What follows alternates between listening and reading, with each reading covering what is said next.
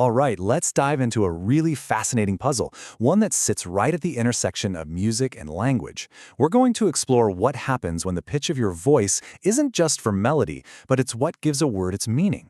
So how on earth do you sing a song in a tonal language? I mean, think about it.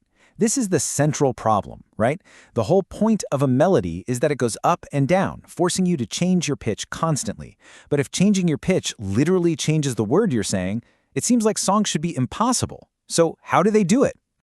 Okay, first, let's just get on the same page about what a tonal language is.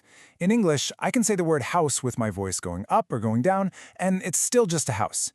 But in a language like Mandarin, changing the pitch on a syllable could be the difference between saying mother and saying horse. The tone isn't just flavor, it's everything. So, when you think about it, there are really only two ways this could work, right? Either singers just let the melody win. They ignore the word tones completely and hope everyone can figure out the lyrics from context, or somehow composers figure out a way to perfectly weave the word tones into the melody. Let's find out which it is. So, let's start our investigation with a real giant, Mandarin, the most widely spoken tonal language on the entire planet. If we look at Mandopop, we should get our answer pretty fast. And wow, the very first piece of evidence is not what you'd expect. A study way back in 1987 took a look at Mandarin pop songs and found that the pitch of the words only matched the direction of the melody about 35% of the time. That is shockingly low. Basically, the researcher put it this way. When it comes to Mandarin pop music, the melody is the boss. It calls the shots on pitch, and the word tones, well, they just have to fall in line. And you might think, okay, maybe that was just one study, but nope. Another one in 2009 found almost the exact same thing, a match rate of less than 40%. This is looking like a pretty solid pattern. In Mandopop, melody absolutely crushes tone. More recently, researchers got even more clever. They set up this really cool karaoke-style experiment. They had native Mandarin speakers, who are also musicians, sing a song to see if maybe, just maybe, they'd subconsciously tweak the melody to fit the right tones. And the results, they were just crystal clear. The study found essentially no connection whatsoever. The singers followed the melody to the letter, and the original tones of the words, they were just gone. So there you have it. The answer seems pretty obvious, right?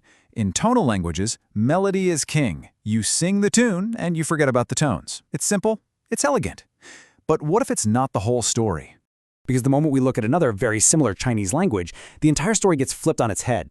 Things are about to get a lot more interesting. Get this. A 2002 study of Cantonese pop music found that the match between the word tone and the melody was a staggering 92%. We're not talking about a small difference here. This is a totally different universe of songwriting.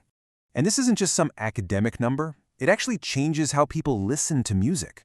Researchers found that Cantonese listeners could literally use the melody of a song to figure out a word they couldn't hear properly. When they gave Mandarin listeners the same test, they couldn't do it. So now we have this huge new mystery.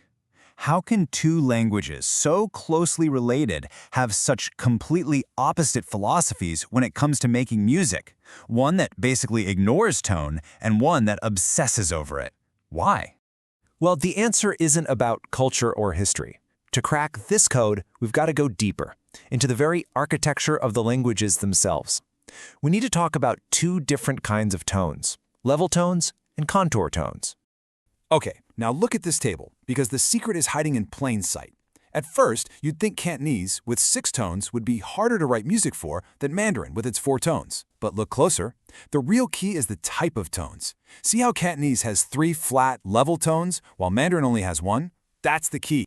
Let me give you an analogy. Think of level tones like these nice, flat, stable platforms. A composer can put almost any melody they want on top of them without a problem. But contour tones, they're like ramps. They're already moving, rising, falling, or dipping. Trying to force a melody to fit that pre-existing movement is incredibly difficult. And this is where it all clicks, because look what Mandarin is working with.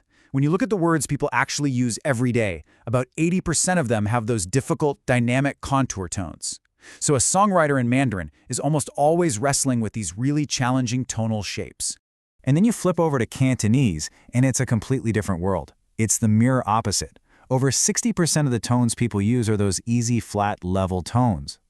A Cantonese songwriter has this huge palette of what are essentially tonal blank slates, which makes it way easier to match a word's tone to a melody. So that's the solution. It's not that Mandarin composers don't care about tones, it's that their language is inherently tone-challenged when it comes to music. With 4 out of 5 words having these complex tonal ramps, it's often just impossible to make it work, so they prioritize the melody. Cantonese, on the other hand, with its wealth of flat tones, makes matching the tone not only possible, but actually pretty natural. So, what's the big takeaway here? What does all this tell us? Well, it's a really powerful example of how the deep, often invisible structures of a language can end up shaping its art in really profound ways. And for one thing, it shows us that Mandarin is actually the weird one here. It's the outlier.